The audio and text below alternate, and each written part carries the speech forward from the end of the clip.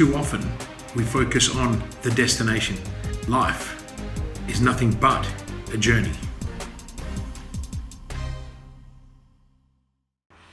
I want to share with you today one of the major reasons, or the reoccurring reason that I see, not only through my own personal experiences early in my career, but also in my consulting world now, in terms of the biggest risk or that people seem to overlook in business that then leads to failure.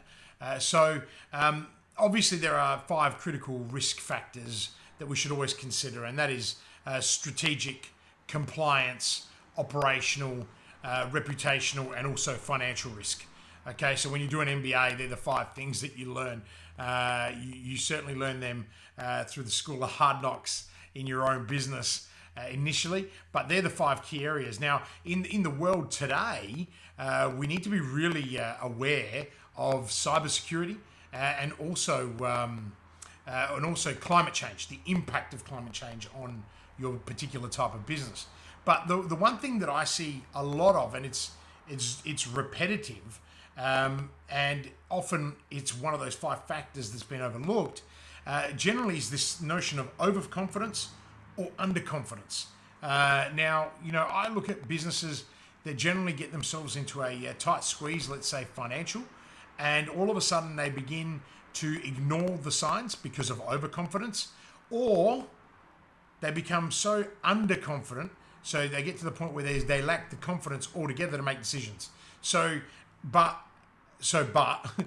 reality of it is, it's always going to be one of those 5 critical risk areas that's going to define where your business risk is. But generally speaking, from what I've seen, both in the consulting environment that I live in, but also in my own businesses, is the fact that this overconfidence and underconfidence as these things happen. And look, the more adversity you face, the harder it is to be confident.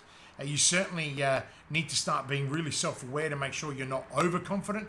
I mean, Harvard did a huge paper on the concept of overconfident. It's something that's been written about over and over again. It's actually almost a syndrome, and everyone gets it, from entry level all the way through to C-suite. It just happens. I mean, the financial industry in pre-2008 were so overconfident they could get away with murder almost. And some would argue they still did. So just keep that in mind, that for me, my experiences, and from my own experience too, overconfidence and underconfidence are certainly the things that will lead you to catastrophic failure if you're not aware of it. But remember, always stay focused on those 5 key risk areas of your business, and that is strategic, operational, reputational, financial, and finally compliance, right? So if you're in government, you need to have compliance, and also if you're in working with large contracts, you need compliance. But if you cover those 5 and then look at whether there is an overconfidence and underconfidence occurring, then you'll have a better look at where you're at. And I hope that helps.